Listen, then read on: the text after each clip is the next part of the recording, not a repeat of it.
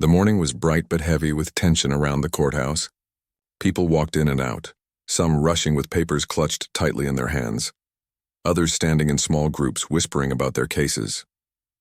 The sound of heels clicking against the pavement mixed with the chatter of conversations and the occasional call of a lawyer trying to get someone's attention. The large building behind them stood tall and serious, a reminder of justice, rules, and decisions that could change lives forever. Among the crowd was a black woman dressed in a neat suit. Her jacket was fitted perfectly, her shoes polished, and her bag hung at her side in a way that showed she was used to carrying important things. She had just finished a long morning inside the courthouse, sitting through meetings and speaking with staff. Her face carried a calm strength, the kind of look that comes from years of learning how to hold composure in every setting. To anyone watching closely, she looked like she belonged exactly where she was, confident, focused, and professional. She pushed open the courthouse doors and stepped into the sunlight. The air outside felt fresher than the stiff atmosphere indoors, and for a moment she let herself take a deep breath. She was thinking of her next meeting, planning out her schedule for the rest of the day, when she noticed a police officer standing nearby. He leaned against a patrol car parked close to the curb, scanning the crowd. His uniform looked sharp and his sunglasses covered his eyes, making it hard to know exactly where he was looking. But she could feel his gaze land on her, sharp and unwelcoming. As she began walking down the courthouse steps, she heard a voice call out, firm and commanding, "Ma'am, hold on a second." She paused, unsure if he was speaking to her. She glanced around, but no one else had stopped. When she looked back, the officer was already stepping toward her. He moved with authority, the kind of walk that made others move out of his way. People nearby slowed down, watching the moment unfold. "Yes," she replied politely, standing tall. Her voice was calm, though inside she felt the sudden shift in attention. The officer gave her a long look, tilting his head slightly. "What were you doing inside the courthouse?" It was an unusual question. People entered and exited the courthouse all day for hundreds of reasons: hearings, paperwork, jobs. His tone made it sound as if her very presence required explanation. She raised an eyebrow, careful not to let annoyance show. "I had business inside," she said simply. The officer crossed his arms. "What kind of business? This area isn't open for everyone to just wander in and out." She noticed how his voice carried louder now, making sure others nearby could hear. It wasn't just a private question, it was a performance, one meant to place her under a spotlight she hadn't asked for. "I don't believe I need to explain my personal business to you," she replied, her voice steady, though the sharpness of his tone had already made a few passers-by slow their pace to listen. The officer narrowed his eyes. "Identification, please." She stood silent for a moment.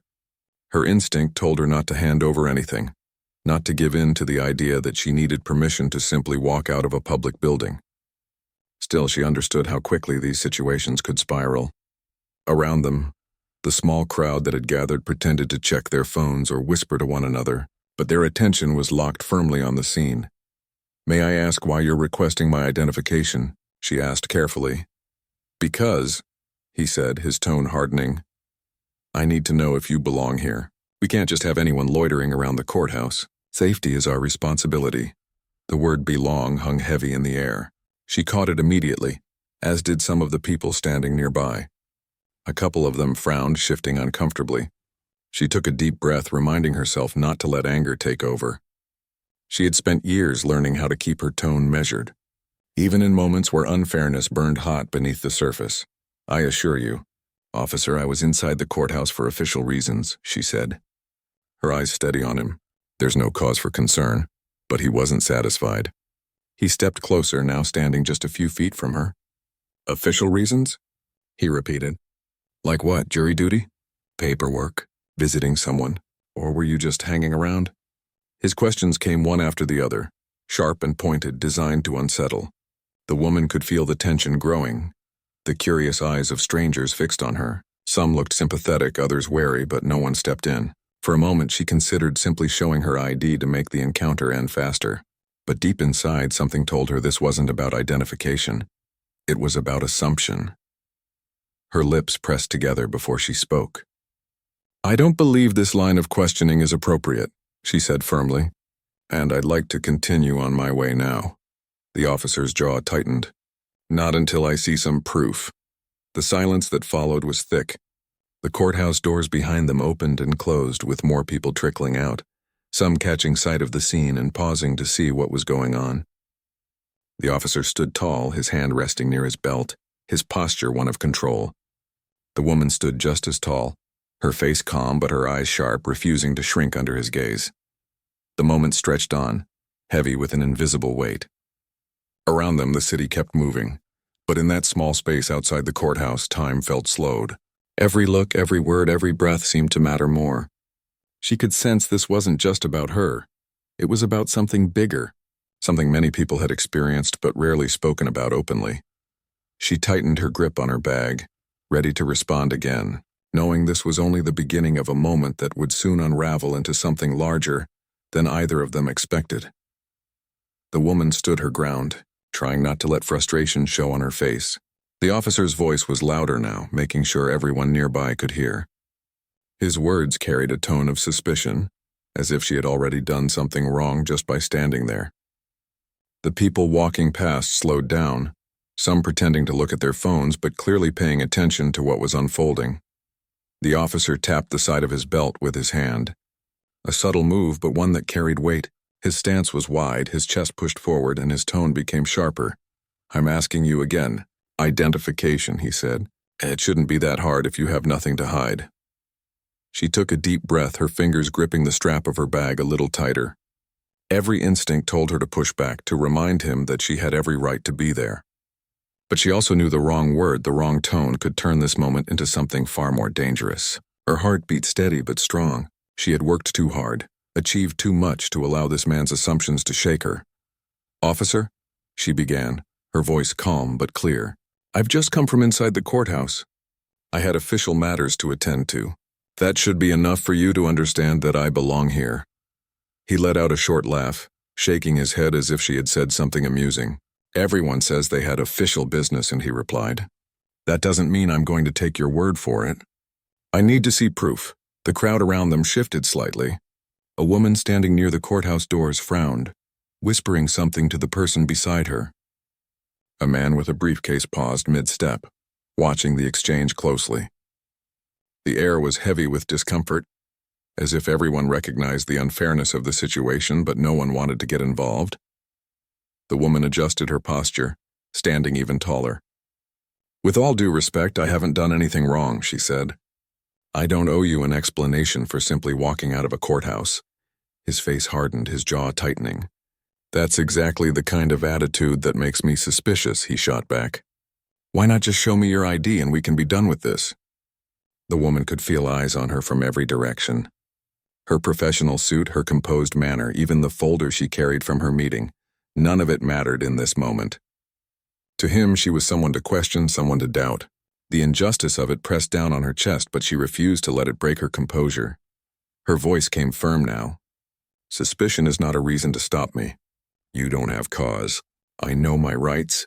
The officer took a small step closer, his hand resting again on his belt. The tension around them grew. A few people in the crowd raised their phones slightly, clearly beginning to record. He noticed and glanced quickly at them, his jaw clenching tighter, but he didn't back down. "I'm not going to argue with you," he said. "This is a courthouse. I'm responsible for making sure people here are safe. And right now, I don't know who you are or what you were doing." The woman drew in a slow breath. Her pulse was steady, but her patience was being tested. She had worked her entire career proving herself in spaces where she was underestimated.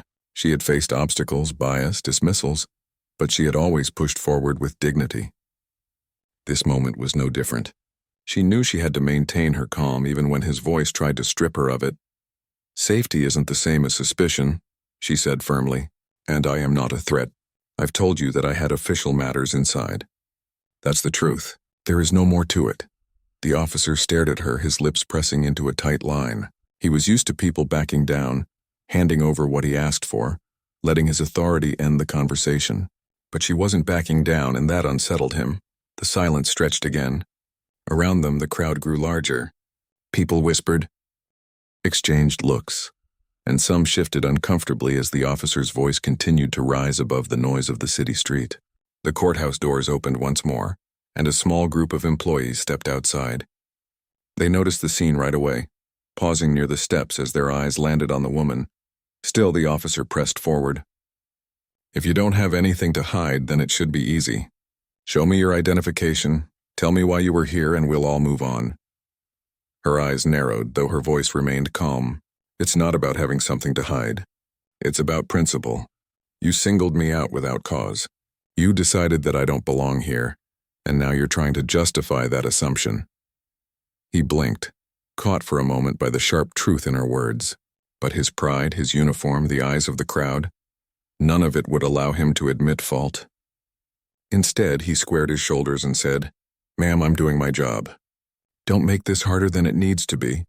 Her chin lifted slightly. "I'm not making it harder. I'm standing up for myself." The crowd murmured softly at her words. The people holding phones raised them higher, angling for a clearer shot. The officer glanced quickly at the lenses pointed his way, and for a brief second hesitation flickered across his face. But his stance remained firm, his pride unwilling to release control. The woman shifted her bag on her shoulder and looked him directly in the eye. Every word she spoke carried weight, each syllable precise. "I have spent years working in and around this courthouse. I know exactly where I belong. And it isn't your suspicion that decides that. It's the work I've done, the position I hold, and the truth I carry." The officer's lips parted as if he was about to respond, but before he could, one of the courthouse employees in the group nearby began walking quickly toward them. The employee's face lit up with recognition as their eyes fell on the woman.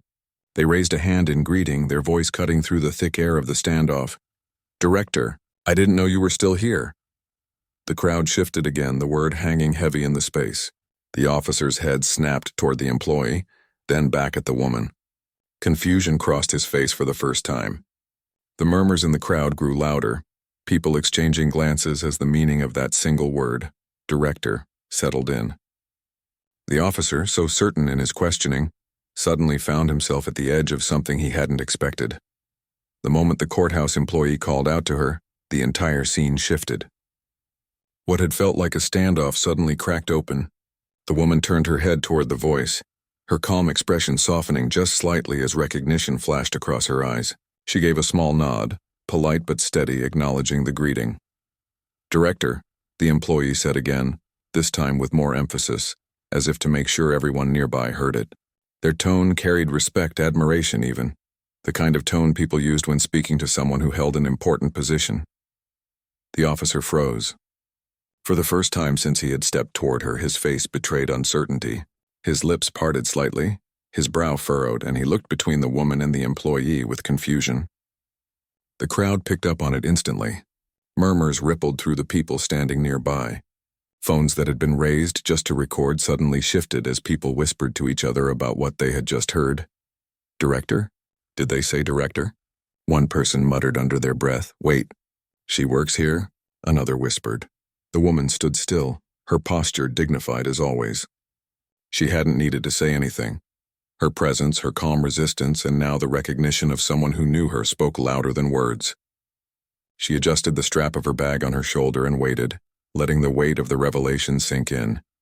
The officer's shoulders shifted, the stiff confidence he had worn moments ago beginning to crumble. He glanced quickly at the courthouse employee who was now only a few steps away. The employee, still smiling politely, turned to the officer as if confused why such a question would even need to be asked. "Is there a problem here?" the employee asked, their voice carrying a tone of innocence, though their eyes flicked between the officer and the woman with quiet disapproval. The officer cleared his throat, straightening his back again, though the authority in his voice was no longer as solid as before. "I was just making sure everything was in order," he said quickly. "We have to keep security tight around here." The employee blinked, then looked at the woman again. "Director, did you need assistance? Or were you finished for the day?" The woman offered a small, controlled smile. "I'm finished for now. Thank you." Her tone was calm, but everyone listening could feel the shift. The officer had demanded answers from her, doubted her presence, and treated her with suspicion. But now, with one word, director, the balance of power in the conversation had changed completely. The crowd whispered louder now. Some shook their heads, clearly recognizing the unfairness of what they had just witnessed. A few recorded closer shots, knowing they had captured something that might spread beyond this courthouse. The officer noticed, his jaw tightening again as he realized this moment wasn't staying private. He turned back to her, trying to recover his stance. "Ma'am, I didn't mean any disrespect," he began, his voice losing some of its sharpness. "It's just procedure. We ask questions. We make sure people are where they're supposed to be." She met his eyes, her face calm but firm. "Procedure is one thing. Assumption is another." The words landed heavy and the officer shifted uncomfortably. The murmurs in the crowd grew louder still. Everyone could see what was happening. The authority he had tried to wield over her no longer had the same effect. Instead, it made him look smaller, caught in the shadow of his own mistake. The courthouse employee cleared their throats softly, looking at the officer. "Director is one of the highest-ranking officials here," they explained quietly, though loud enough for others to hear. "She's in charge of overseeing the entire legal affairs department. She's not someone who needs to explain her presence at the courthouse." The officer's face flushed red beneath his sunglasses. He looked back at her, fumbling for words. I didn't know," he stammered. "If I had known," her expression hardened slightly, though her voice remained calm. "That's the problem. You didn't know, but you assumed. And your assumption led to this." She gestured gently to the small crowd, to the phones recording, to the tension still hanging in the air. "If you treat people this way without cause, how many others experience the same thing, but don't have someone step in to recognize them?" The crowd went quiet. Her words carried weight, not just for the officer, but for everyone listening. People shifted, some nodding quietly, others looking down at the ground as if reflecting on the truth of what she had said. The officer swallowed hard, glancing around as though searching for an escape. "I was just trying to do my job," he muttered again, softer this time, though even he seemed to realize the excuse wasn't enough. The woman tilted her head slightly, her eyes never leaving his. "Your job is to protect, not to harass, not to single out. If this is how you use your authority, then it isn't protection, it's intimidation." Her words struck deep, and the silence that followed was almost painful. The officer shifted his weight from one foot to the other, his pride clearly struggling against the reality of the moment. The crowd continued to watch, their eyes flicking between the two figures as though they were witnessing something bigger than a single confrontation. The courthouse employee, sensing the tension, stepped closer to the woman. "Director, can I walk you to your car?" They offered gently. She gave a small nod, her eyes still locked on the officer. Finally, after a long pause, she turned away from him and began walking slowly toward the steps. The crowd parted for her, people stepping aside with quiet respect. The courthouse employee fell in step beside her, while the officer remained frozen in place, his authority fractured in front of everyone. As she walked past, the whispers grew louder. Some people shook their heads, muttering about what they had just seen. Others simply recorded in silence, knowing the story would spread on its own. The woman, however, didn't look back. Her stride was steady, her head high, her dignity intact. She had faced the officer's suspicion and emerged stronger, not because she had raised her voice or argued endlessly, but because she had let the truth of who she was speak louder than any assumption he could make. The officer stood behind, staring after her, his pride wounded. For the first time, he understood the weight of his actions in front of a crowd that had seen everything, and though he wanted to brush it off as nothing, the murmurs of the people, the recording phones, and the sharp memory of her words told him clearly this was not something he could walk away from so easily. The woman reached the curb, the courthouse still looming behind her. She paused for a moment, looking up at the tall building. She had spent years inside those walls, making decisions that shaped lives and futures. Today she had been questioned about whether she even belonged there. But instead of letting that moment diminish her, she carried herself with grace, knowing the truth would always outshine assumption. The courthouse employee opened the door of a waiting car, offering a respectful smile. She gave a small nod of thanks before stepping inside. As the car pulled away, the crowd began to disperse, but the whispers remained. What had started as a simple walk out of the courthouse had become something much bigger, a reminder of how quickly assumptions can be made, and how powerful it is when they're proven wrong.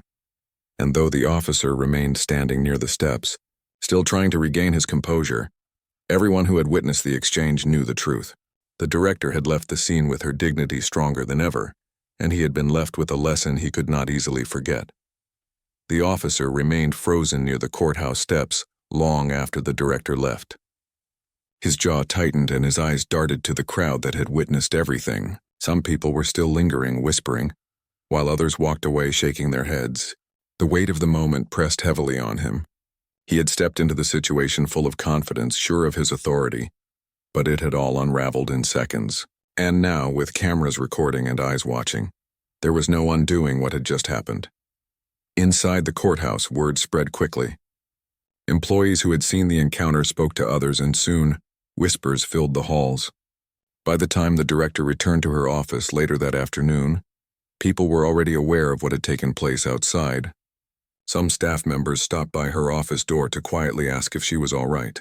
Others didn't ask at all but simply offered a respectful nod, as if acknowledging that they had seen, understood, and stood with her in silent solidarity. The director herself remained composed. She sat at her desk reviewing papers and responding to messages, her calm demeanor unchanged. But in her mind the scene replayed again and again. The officer's words, his tone, the way he had looked at her as if she didn't belong. She had faced similar moments in her life, but each time it struck her in a different way. No matter how high she climbed, no matter how much she accomplished, there were still people ready to question her presence simply because of who she was. She didn't allow anger to consume her, though. She had long ago learned that anger drained energy she needed for bigger battles. Instead, she saw the moment as something else, an opportunity.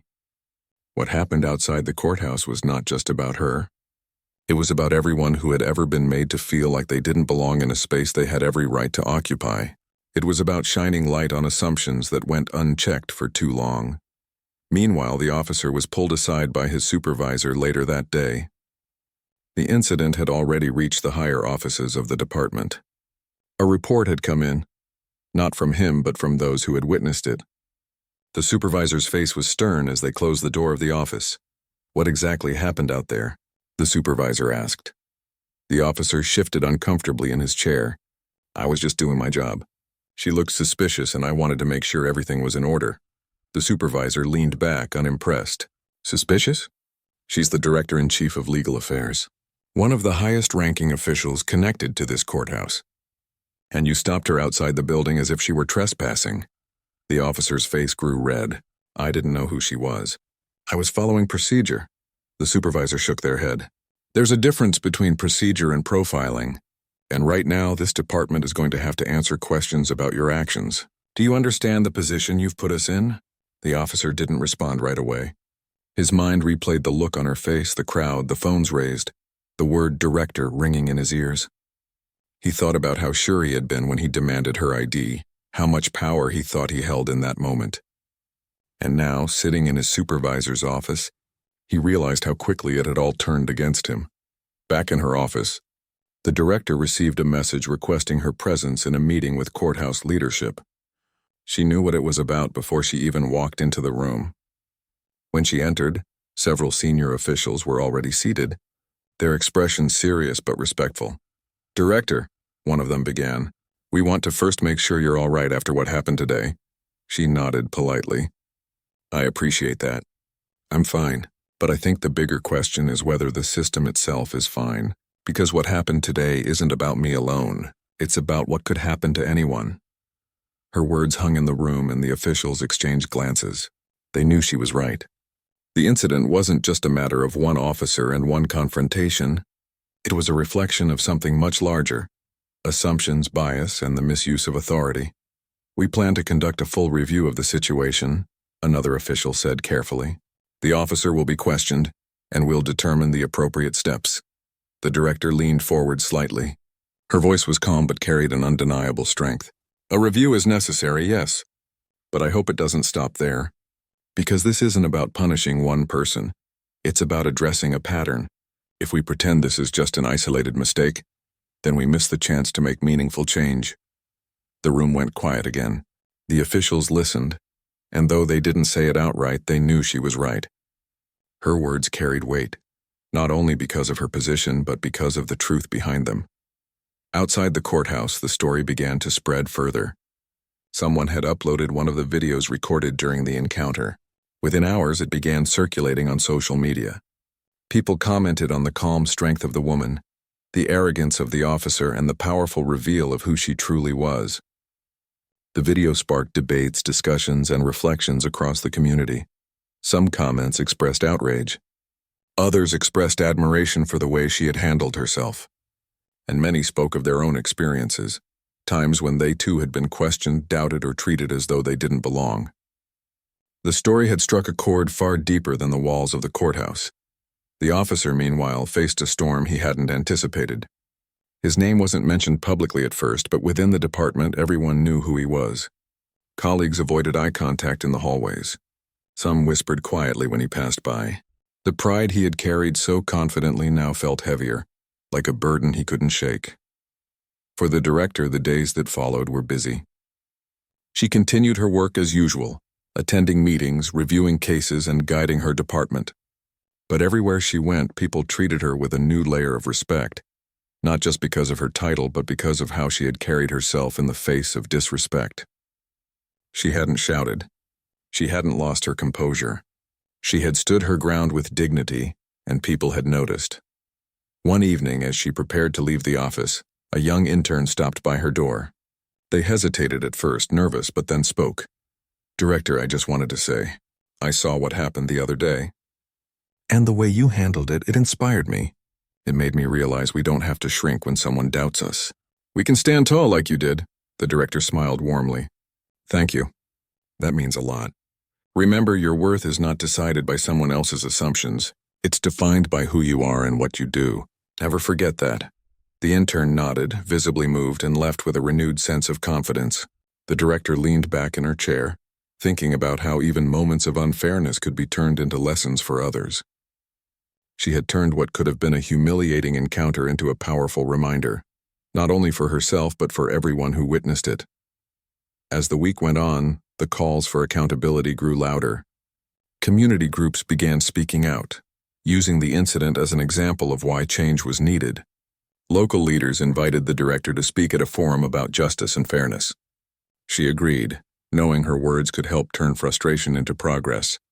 When she stood on the stage at the forum, the audience leaned in. She spoke with the same calm strength she had shown outside the courthouse. "What happened to me could happen to anyone," she said, "and that is why we cannot ignore it.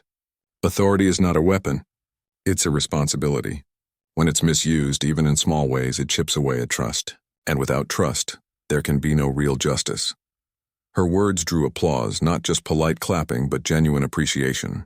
People nodded, cheered softly, and whispered to one another. They felt her message deeply. Back at the courthouse, the officer sat at his desk, replaying her words in his head.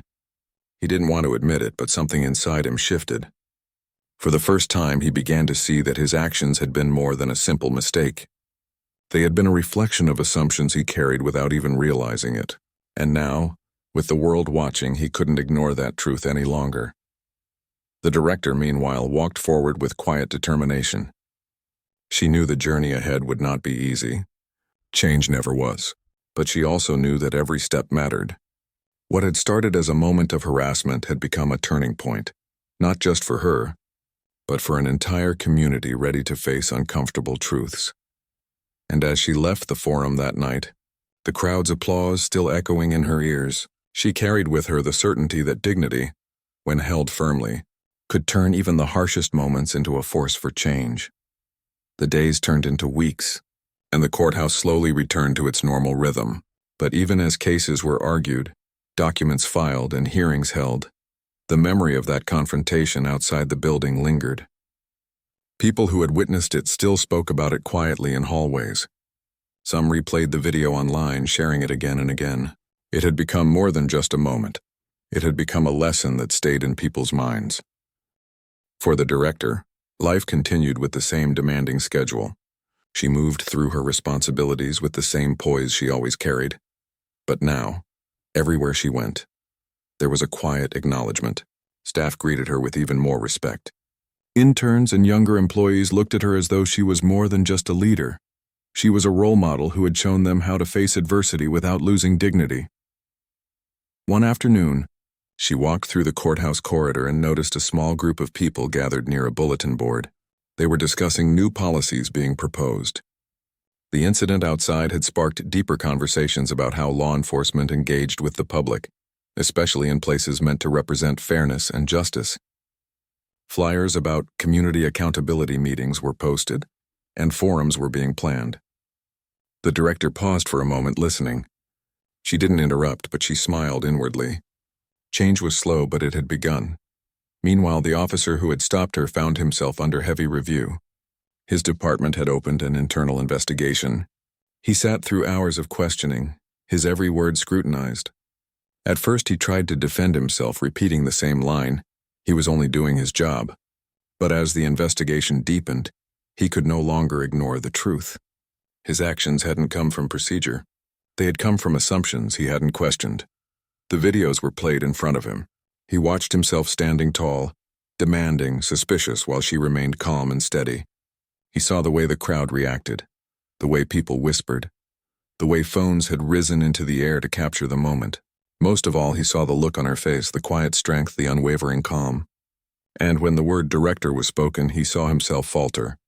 He didn't recognize it that day, but now, seeing it replayed, he realized the full weight of his mistake. For the first time, the officer felt something shift inside him. It wasn't just embarrassment. It was reflection. He had been quick to judge, quick to assume, and slower to listen. And now he carried the burden of knowing that his actions had not only hurt one person, but had shaken trust in the very system he had sworn to protect. The department eventually announced that he would face disciplinary measures. They didn't release the full details to the public, but word spread through the courthouse. Some said he would be required to go through extensive training. Others said he would lose certain responsibilities. Regardless of the outcome, the lesson was clear. Accountability mattered. For the director, this wasn't about whether he lost his job or kept it. It wasn't about one person's punishment. It was about what could come from the moment. And she made it her mission to ensure the lesson reached further than the walls of that building. She accepted invitations to speak at schools, community centers, and local forums. Each time she told the story, not with anger, not with bitterness, but with honesty. She explained how it felt to be questioned for no reason, how it felt to stand calmly under suspicion, and how it felt when truth finally revealed itself. Her words connected with people because they were real. She didn't exaggerate. She didn't dramatize. She simply told it as it happened, and that honesty carried power. At one event, a young woman in the audience raised her hand and asked, "How did you stay so calm when you were being treated unfairly?" The director paused before answering. "Because I knew who I was," she said. "When someone questions your worth, the strongest response is to stand in your truth. Anger burns out quickly, but dignity lasts. I didn't need to shout to prove anything. I just needed to stand firm and let the truth reveal itself." The audience clapped, but more importantly, they nodded. They understood. And many left the room that night carrying her words like armor for their own lives. The video of her courthouse encounter continued to spread. National outlets picked it up. Commentators spoke about it on talk shows. Some praised her composure, while others debated the deeper issues it revealed. But no matter how people framed it, one thing was clear. She had become a symbol of resilience and dignity. Back at the courthouse, daily life went on. New cases arrived. Lawyers argued passionately. Judges delivered rulings. But in the quiet corners, staff and visitors still spoke about the day outside. It had become part of the building's unspoken history, a reminder that even in places meant for justice, assumptions could creep in and needed to be challenged. The officer, now quieter and less sure of himself, passed by colleagues who no longer looked at him the same way. Some avoided conversation. Others gave him short, curt nods. He carried himself differently now, less with the swagger of authority and more with the weight of humility. He had been humbled, not only by disciplinary action but by the undeniable truth of what had happened. One afternoon, he saw the director again from a distance. She was walking through the courthouse hallway, surrounded by staff who greeted her warmly. She moved with her usual calm grace, not sparing him a glance. He didn't expect one, and perhaps he didn't deserve it. But as he watched her walk past, he realized something he had never fully understood before. Authority meant nothing without respect. And respect was earned not by demanding it, but by how you treated people. The director on her end carried no bitterness. She didn't think of him often. When she did, it wasn't with anger but with a quiet hope that he had learned something valuable. She had no interest in revenge or in seeing him broken. Her focus was bigger, building systems where fairness was more than a word carved on courthouse walls, but a truth lived out in daily practice. Months later, at another community gathering, she told the story once more. She ended with these words, "Dignity is powerful. When someone doubts you, let your truth stand taller than their doubt." That day, I was stopped outside a courthouse and questioned about belonging. But belonging isn't given by someone else's permission. Belonging is earned through the work we do, the integrity we hold, and the lives we impact. No one can take that from you, not with suspicion, not with doubt, not with words. The audience rose in applause, not the kind of applause that fades quickly, but the kind that lingers, heavy with respect. Her story had become more than hers. It belonged to everyone who had ever faced doubt and chosen to rise above it. As the evening ended, and she stepped outside into the cool night air, she looked up at the stars above the city. She thought of the courthouse, of the officer, of the crowd that had witnessed everything. She thought of the countless people who had reached out to her since then, sharing their own stories. And she felt a quiet sense of peace. What had begun as an act of harassment had turned into a moment of revelation. What had begun as a confrontation had grown into a movement of conversation. And what had begun as one woman walking out of a courthouse had become a story of resilience, dignity, and change. She walked forward into the night, her head held high, knowing her journey was far from over. But she also knew that every step she took mattered, because somewhere someone else was watching, learning and realizing that they too could stand tall in their truth. Time moved on, but the story continued to live in people's hearts and conversations. Months after the incident, the courthouse no longer buzzed with the same urgency about it, but its echoes could still be felt in subtle ways. A new air of awareness had settled into the way people carried themselves inside and outside the courthouse. Security guards greeted visitors more warmly. Officers seemed a little more careful in their tone, and regular citizens walked through those courthouse doors with a little more confidence, believing that respect mattered and that dignity should never be questioned. For the director, her life remained as busy as ever. Each day brought meetings, files, calls, and decisions. But alongside her official duties, she now carried an additional responsibility, the role of being a living reminder that one person's calm courage could stir a much larger wave of change. Invitations kept arriving at her office. Universities wanted her to speak, community groups wanted her presence, and leadership conferences asked her to share her perspective. She never turned these into performances. She didn't dramatize her story.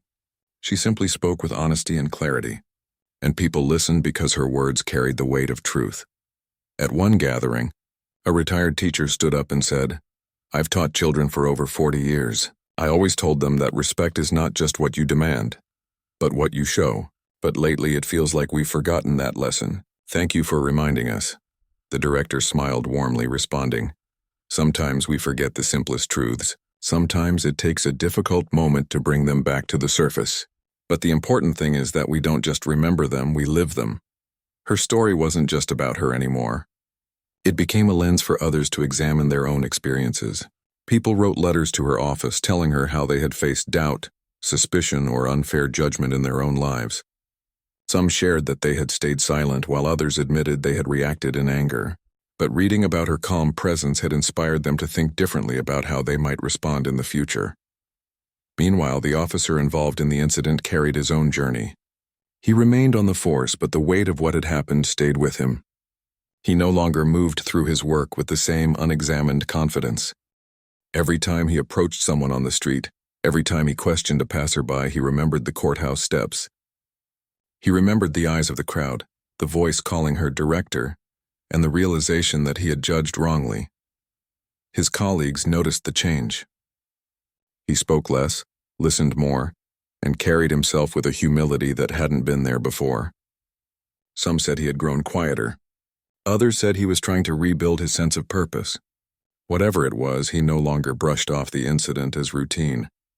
He had come to see it as a turning point, and while it was not his story to tell publicly, it had marked him deeply. One afternoon, months later, he passed by the courthouse at the same time the director was walking out. Their eyes met for just a second. There were no words exchanged, no gestures, just a brief acknowledgement. She didn't glare, she didn't smile. She simply kept walking with the same dignity she always carried. For him, that moment said more than any conversation could. It reminded him that some lessons do not need forgiveness to be meaningful. They just need to be remembered. As time passed, the community began to embrace the story as a source of strength. Local media covered new initiatives at the courthouse designed to improve relationships between officers and citizens. Panels were formed where ordinary people could share their concerns directly with officials. Training programs were introduced, focusing on empathy, awareness, and communication. They weren't perfect, but they were steps forward. And each step mattered. The director continued to balance her role as a leader with her new role as an example. At times she felt the weight of it. She was only human after all. There were days when she wanted to move on, to stop revisiting that moment outside the courthouse. But then she would receive a message, a student writing to say they had spoken up in class for the first time, or a mother telling her that her words gave her courage at work, and she knew she had to keep going. Her experience had grown beyond her. It now belonged to everyone who found strength in it. One evening, she was invited to a large conference on leadership and justice. The hall was full, with hundreds of people seated in rows waiting for her to speak. As she stepped onto the stage, the lights felt warm on her face. She looked out at the audience, took a slow breath, and began. "I am not here tonight because of a title or a position," she said softly. "I am here because of an ordinary moment that became extraordinary. Not because of what happened, but because of how it was handled. That day outside the courthouse, I was questioned about whether I belonged. The truth is, many of us face moments when the world doubts us, when someone questions our place, our worth, or our right to be where we are. But here is what I learned. The power to answer those doubts lies not in anger, but in dignity. Dignity cannot be taken away unless you give it up, and that is what carried me through." The hall was silent as her words settled in the air. Then the applause came, steady, heartfelt, and lasting.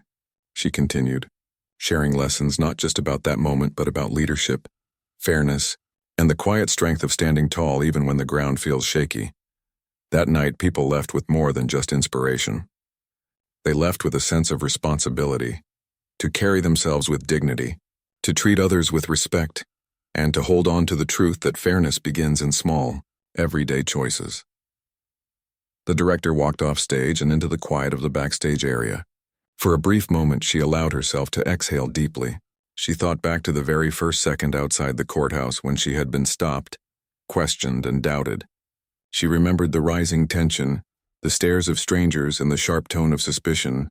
It could have broken her composure, but instead it had revealed her strength. And that strength had rippled far beyond what she could have imagined. Her story was no longer just hers. It had grown into something larger, something shared. And as she stepped out into the night once more, she felt the familiar cool air brush against her face. The city hummed around her with life, lights glowing, people moving. She walked forward steadily, knowing her journey was still unfolding, and that somewhere someone else was learning from it, carrying it forward in their own way. The courthouse remained, its stone walls silent, its steps worn by countless feet. But within those walls and outside those doors, a quiet change had taken root, and it all began with a single moment. A question asked in doubt, answered with dignity, and remembered as a turning point that continued to inspire long after the moment itself had passed.